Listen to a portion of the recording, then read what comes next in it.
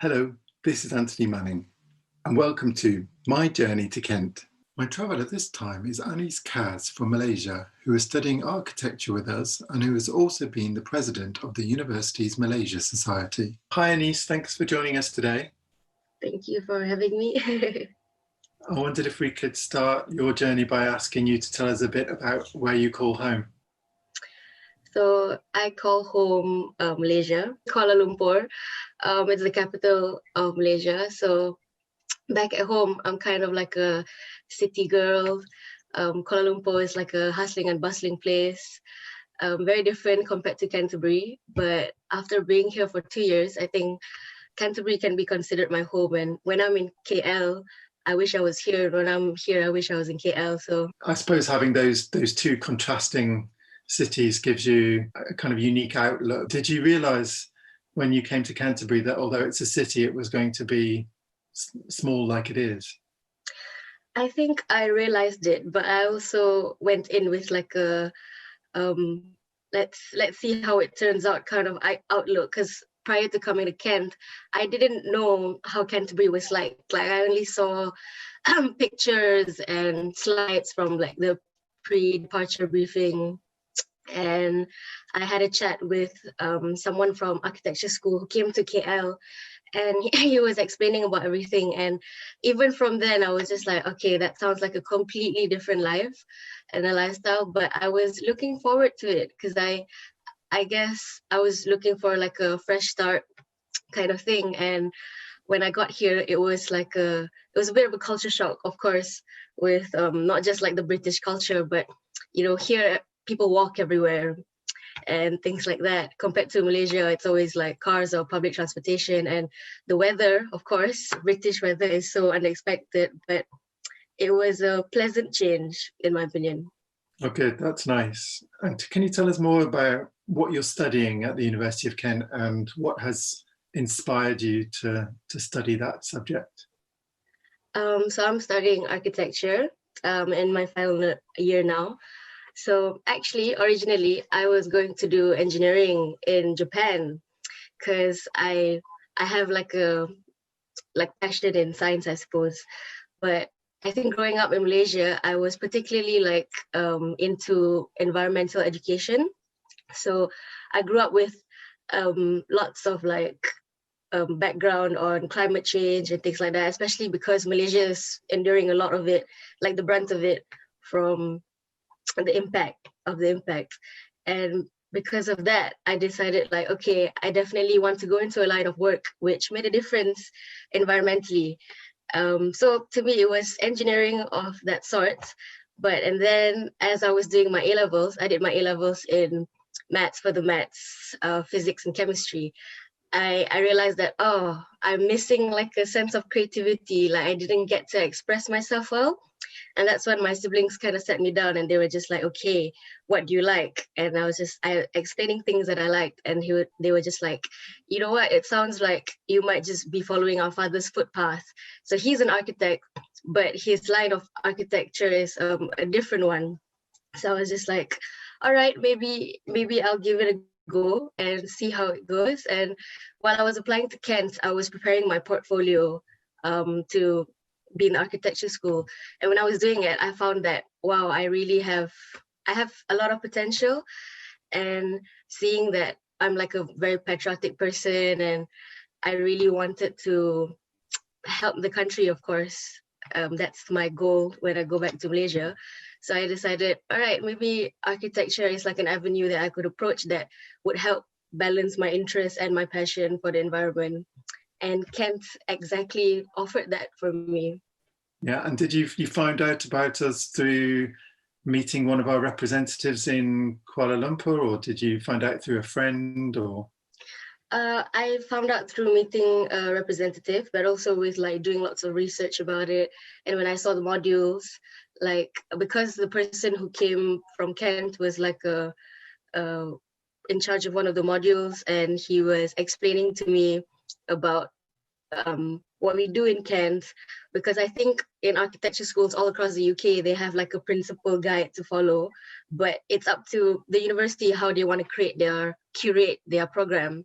So when I found out that Kent was much like a lot about culture and sustainability, and I thought, okay, then this might be the one that I want to learn about. Brilliant.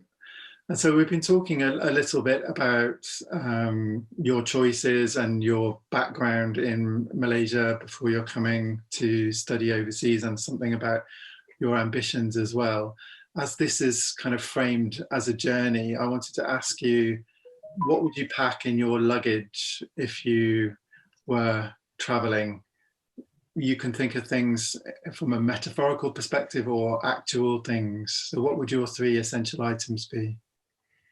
Um, I think being a Malaysian, one of the first essential items for me is food.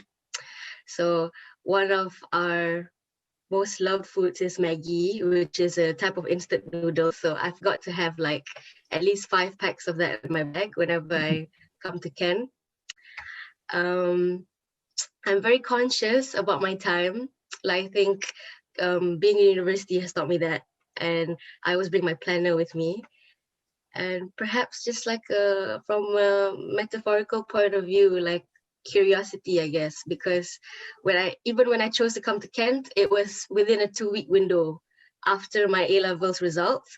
I got offers from like multiple universities like Kent, Edinburgh, can't remember by now, but just a few of them. And I was just like, you know what, I've never experienced this kind of lifestyle. So I was curious and I just went for it. Brilliant. So that was a kind of leap of faith for you, but it seems to have paid off. That's great, and certainly paid off for us. So in terms of your journey and the things that you've done to get where you are now, you've made it sound like quite a smooth ride, but I wondered if you've experienced any obstacles along the way.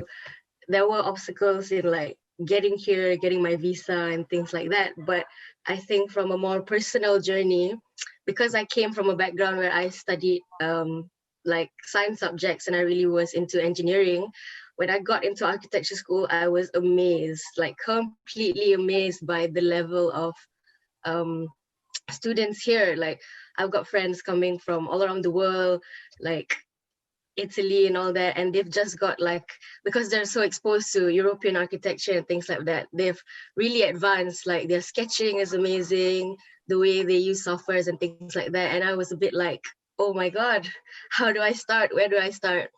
So that obstacle was, I think, to me the hardest, like adapting to my course and adapting to Kent.